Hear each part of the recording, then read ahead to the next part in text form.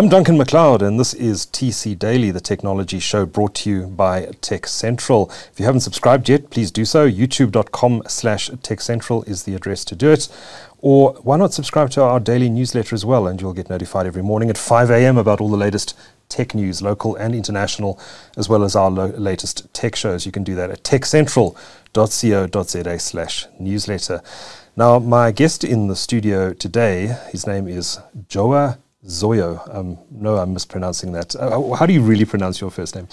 How do I pronounce it? Well, it's actually Joao, but yes, everybody knows me as Joao. Joao, okay. Joao. I'm going to stick with Joao because otherwise go with Joao. I'm going to butcher it otherwise.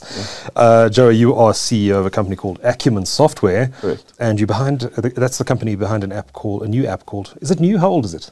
It's about a year old now. About a year old. Yeah. It's called My Smart City. And it recently won the Enterprise App of the Year at the MTN App Awards and has been shortlisted in the upcoming BCX Innovation Awards. And we're going to hear all about this app today. So welcome to the show. Thanks for making the time. Thanks for coming into the studio. Thanks for having me. First of all, tell us a little bit about Acumen Software, the company behind My Smart City. I believe it was founded about, 15 years ago now? Yeah. So we were founded in 2006. We started trading in 2007. Mm-hmm. Founded by myself and my two partners, Kennedy Mohotsi and Peter Helberg. Initially we started as a consulting firm. Okay. But very quickly we started developing software products. And we started off with a product called ForceLink, which is a mobile field services ERP. That's aimed at organizations with dispersed assets and dispersed resources, right, doing work out in the field like local government and power utilities, water utilities, and so on. And about 3-4 years ago, we decided to branch off into the B2C space to create a smart city platform that would allow citizens to engage with service providers in the country. And okay, the beginning of My Smart City. Now the ForceLink name I know, and I believe that you guys were actually behind the software that everyone in Joburg knows so well, and that's the City Power Reporting app or website, where you generated the CP web numbers, which unfortunately we all know too well as residents of Johannesburg with all the power failures we have. You guys were behind that software, right? Yes, so we built CP Web, which was designed to be a web app, right, so that all citizens could use it, even citizens that don't have smartphones. Mm-hmm. It was built quite a while back. It was built for the World Cup in 2010. So it was a bit of a rush job because at the time there were some challenges with getting issues logged with City Power. So we built that and it actually took off and a lot of citizens use it. A lot of the issues logged with City Power actually come through that platform. And CP Web was actually the brainchild to creating My Smart City. We realized. Oh, was it? Okay.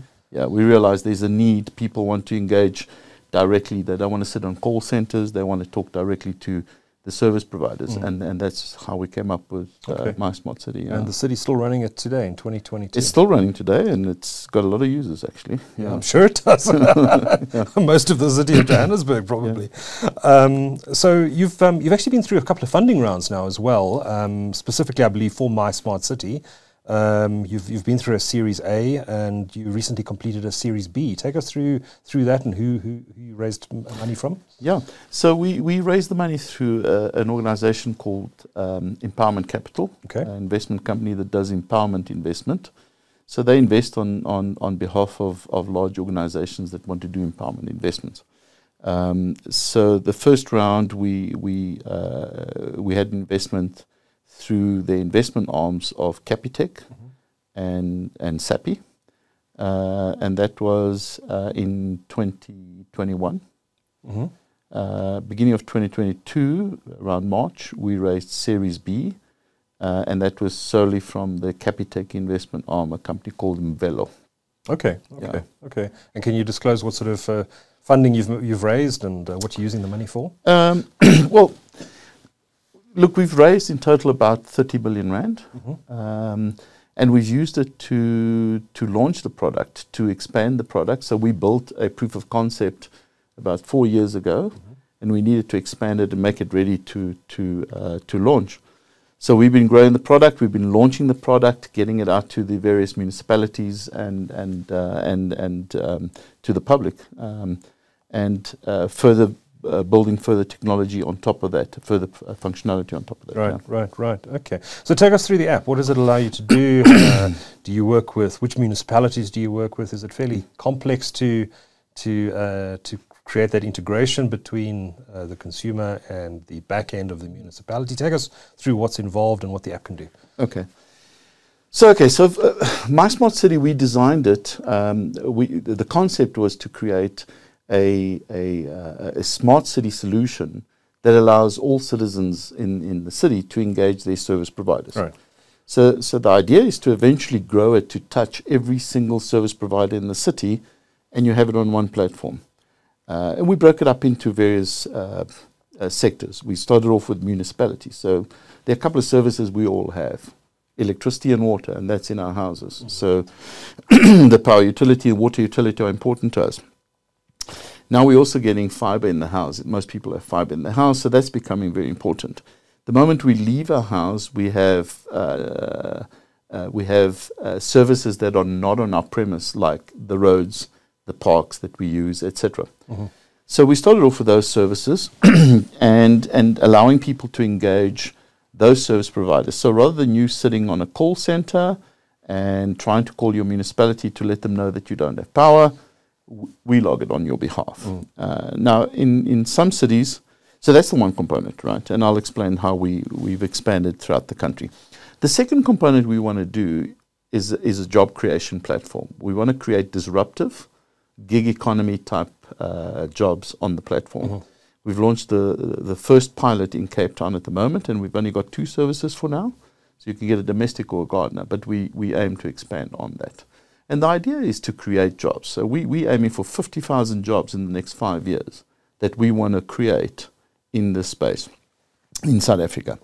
Going back to the municipal service, so those are the 2 main services we've got on right now. You can do other things on the platform. There's a social feed component where you can connect with your neighbors and you can engage your neighbors, and you can talk about issues that you have in your neighborhood. So the idea is to keep it in your hood, mm-hmm. so to speak. Mm-hmm. So if there's crime in the area, you can broadcast it there, and there's somebody going around and breaking into houses and so on. Or if you want to have a cake sale in the park, this is where you do it. This is where you notify people. There are other notifications that we have there, like disasters. If there's flooding, if there's protest action on the highway, and we try and post those on there for the community to be aware of. You can also engage other services in your city, like restaurants and places of interest, the museum and so on, and it'll give you that information on the platform.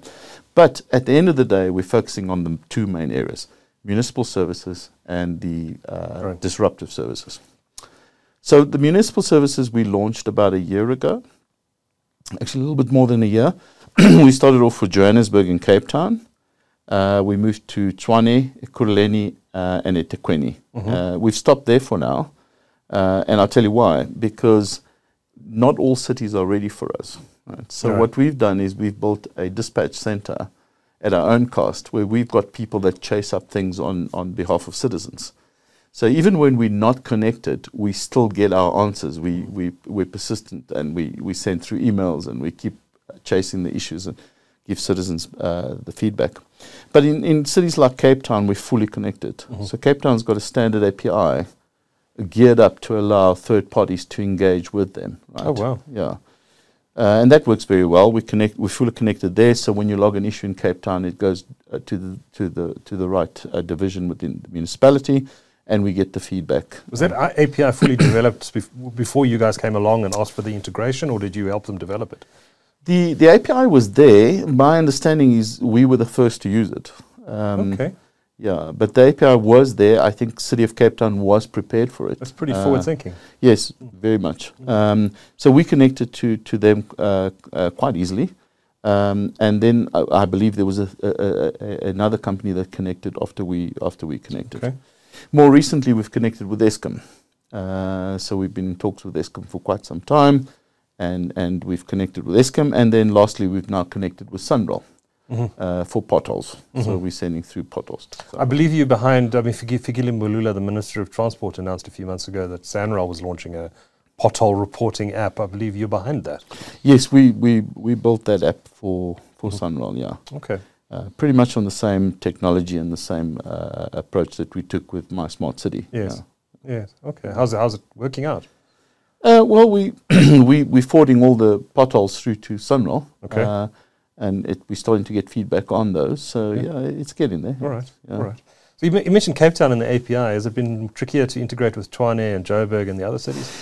Well, in Joburg, it's complex because, Joburg has got different organizations. Yes. There's Joburg Water and there's City Power and so on. So in Joburg, we connect to City Power. Yes. Joburg Water, we're not connected to, but we've been trying to, and there's a process they follow, and we're following the process. And Joburg Roads as well. There are other divisions that want to connect to us, but they need to follow certain procurement, even though there's no cost. Right. They have to follow certain procurement processes. Okay. Yeah. Do they all use different systems? Do you have to integrate with them Correct, differently? yeah. Well, look, underlying the city of Joburg is SAP. Okay. But there are other systems that they use to deal with these issues. So, for instance, City Power happens to use our Force Link. Yes. That's the tool they use to dispatch their resources to go out and solve problems. Yeah. Yeah. Okay. And are the municipalities generally, I mean, you're working with big metros for the moment. Are they quite receptive to working with you? Or is there any pushback? Are there any concerns? It's a mix, right? Okay. Well, it's important to note that we do not represent the municipality. Yeah. We represent the citizens, right? Sure, sure. So it's a mix. We've had. There's also been a lot of changes in the municipalities in terms of Politics. The politics and the people in charge. So you talk to somebody, and then the next day you have to talk to somebody else again and start the process. The next week again, and the next week start again. the process all over again, which is what we found in a few cities, right? But we have got mixed reactions. Some people do not want you to get involved, and then there are other people, councillors and some of the officials that really do want to connect. Yeah. And there's also the challenge of technology. You can't always connect. It's complex. But as I said, that doesn't stop us. We continue. Rather than you sitting logging issues, we do it on your behalf, and we keep track of it. Yeah. Out of interest, you're working with the big metros, which tend to be the more functional local governments in South Africa. But we all know, we've seen the AG reports, we know that local government is largely dysfunctional, especially in the smaller towns, et cetera, et cetera. You're not working in those smaller towns yet. Do you have plans to work there? And do you think that My Smart City could actually maybe help some of those smaller dysfunctional municipalities deliver services? Well, we think so, right? So we've seen, even in the cities where we're not connected, we've seen a turnaround, improvement in turnaround time. So that's the time that it takes for us to get the issue logged with the city until they actually fix the problem. And we've seen some incredible turnaround time. So I think there's the issue of the city starting to engage with My Smart City. They know My Smart City is behind quite a user base. So there's a little bit of that going on, and they react a little bit faster. In terms of the smaller municipalities, we've actually made a call recently that we would launch into 17 municipalities as a trial. Okay. And how we're doing it is, most of them don't have systems, right? So how we're doing it is, we rather than having nothing there, we're making My Smart City available. So if you live in those towns, you can log an issue on My Smart City. We will send it through whatever channels they've got, whether it's via email, we will send it through to them. And at least get the issues logged. Now, most likely we can't get any feedback for you, but we are logging it on your behalf and letting you know, listen, giving your information to the council and saying, Mr. So-and-so has logged an issue and this is the details of the issue. At least we can send things like photographs and GPS coordinates, etc. Okay, interesting. So those 17, are they scattered all over the country, or are they concentrated in a particular area? No, they are scattered around the country. We've tried to stick to municipalities around large cities to expand. So what we found, for instance, in Cape Town, we've launched in Cape Town, but we haven't launched in Stellenbosch. So if you work in Stellenbosch and live in Somerset West, the app stops working the moment you get into the Stellenbosch region. Right. So we said, look, let's expand into those areas at least, so that you building out from the cities and expanding. And your office is in Stellenbosch. It makes sense for you to go there. Well, my office, yes. I'm getting irritated. I can't log issues. So, so I was having a look at the website before we started speaking this morning, and I see that there are currently around 16,000 total logged issues currently, as of the time of us chatting. A total of 26-day average time to resolve. How's that number changed over the course of time? Is it going up, going down? So as I said, some cities have improved. Yeah. In actual fact, I think all the cities have improved from the time we've launched. Right. Okay. I'll have to look at the data, but I think they've all improved from the. Some cities are better than others, and you can compare them. There is a component on the website and on the mobile app as well called Local Insights, and in there you can actually get the data of the cities. You can compare wards. So if you're looking to, amazing. Yeah. If you're looking to buy a house, you can say, well, let me compare this ward with that ward, and let's see what services are like in the two wards, and get feedback on things like turnaround time, how long issues are open, what type of issues are being logged, what's the most common issues, so you can see whether the roads or water or whatever the case may be.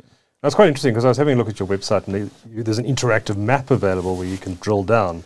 Yes. And I drilled down into the area where our offices are here. Correct. Yeah. And I could see people uploaded photographs. Yep. Here's a pole that fell over. Here's a robot that's out. In fact, the robot over here is always out. Most of them were out this morning. We could be load shedding. Could indeed be load shedding. But really interesting, because it allows you to actually drill down into that sort of data. I mean, that sort of data must be very useful to municipalities who are monitoring service delivery, etc. Yeah, look, it's useful to a lot of stakeholders. Yeah. If you're in the real estate industry, it's very useful for giving you information that you're not getting from other sources, and that is how services are being delivered in the areas. It's available to everybody, so the cities can use it, citizens can look at it. It's for free. We're not charging for that data, and it's on. As you said, you can drill down and have a look, see what's happening in your neighborhood. Yes. Yeah. Okay. And you can also look at city level, I guess, and see which municipalities are doing well and which are not doing well. Do you, at some point, intend to do any reports about that? Naming and shaming of municipalities that are not doing so well, and praise for those that are? Well, that's not our intention. You know, we actually want the municipalities to improve, right? So the data is there; they can see for themselves, and anybody can go and do a comparison between cities and see how cities are responding. You'll be surprised. You'll be surprised that some cities are actually quite good in certain things that others aren't. Yes. And it's Okay. So it's available for iOS. It's available for Android. Can you log issues via the website as well? You can, yeah. Okay. So you can log on the web and log there, or on the apps. Yeah. And you've got a big update coming in the coming days, I believe. Yes, we're changing the approach to the app in terms of the landing page. We're simplifying it, making it a lot easier to focus on the two main components, and that is log a municipal issue or order a private services. Okay. Decluttering it. Decluttering it. Yes, we're creating widgets that you can put on. So if you want your load shedding as a widget, you select it. So there's a more flexibility for the user in terms of configuring your own app. So but you can still get access to all the other services that you have they're all there. You just go and you turn them on as widgets, and they'll pitch up on your widget. So there'll be a sort of a widget drill up and down on top, and then the two focused areas at the bottom. Yeah. Nice. And I see you offer access to events like concerts and ticketing and all that sort of thing. Yes. What do you offer in that regard? So we're connecting up with with the service providers that focus on ticketing, right? Yeah. And we've created that on our platform, and we keep improving who we connect with. Any value to the citizen that we can offer in one platform, we're doing that. So rather than you running around and downloading apps and going to websites, you've got it all. Want to be a one-stop shop for all of these things. And by the way, you can also, as you travel, so as I travel, from Cape Town to Joburg, the Yes. app picks up that I'm in Joburg, and I can interact the local service providers. I can log issues here, Okay. and so on. Yeah. Okay. And emergency services as well? I saw you had a button for that. Emergency services, we providing the information around you. So as you travel, we let you know what the emergency services are available to you. We have got plans of improving that, but it's not our core focus right now. Right. But we are in future. We will improve that. We've right now on the app. If you look on the map on the app, there's an emergency button. Right. If you're in trouble, you can log. You can actually, and it will send out messages to your next of kin. Okay. It's not sending it to emergency services. Right. But the idea is that we will expand that, and we will start engaging with the emergency services and see how we can connect. We may do it through a third party, and we're considering doing it through organizations that are already doing that well, and rather bringing them into our platform, allowing you to engage those services as well. Okay. So before I let you guys, I want to talk a little bit about the commercial side of this. You mentioned home cleaning and domestic and gardening services.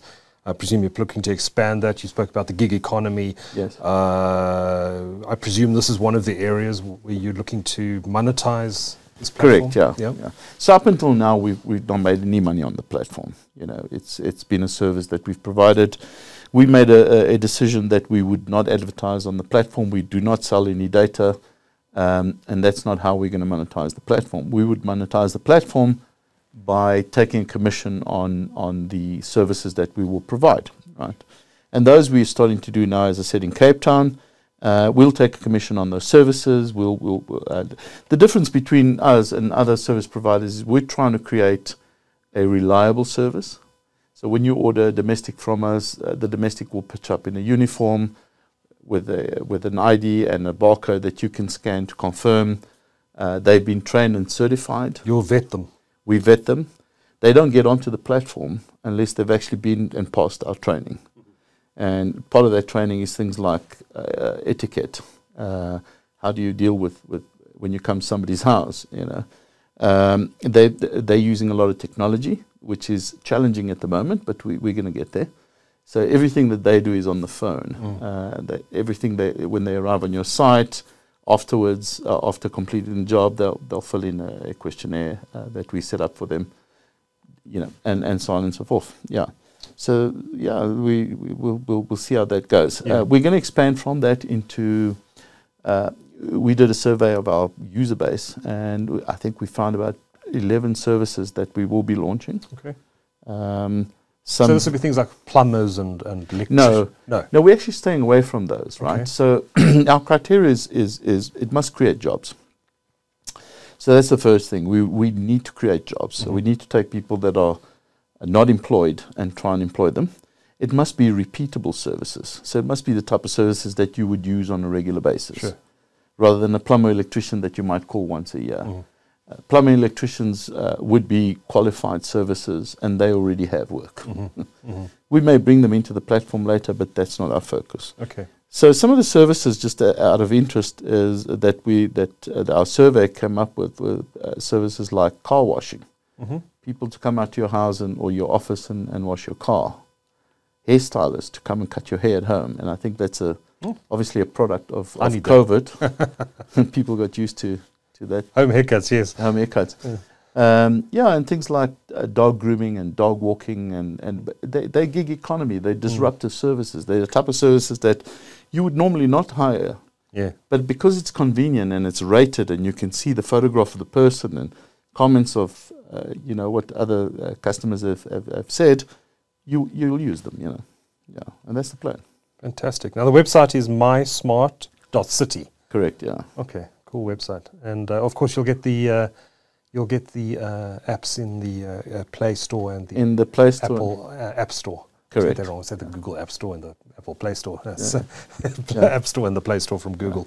So check it out. Joao Zoio is, and thank you for allowing me to pronounce your first name, Joao, not the correct pronunciation, is CEO of Acumen Software, the company behind My Smart City. I look forward to seeing how the platform develops, and thank you so much for talking to TechCentral today. Thank you for having me.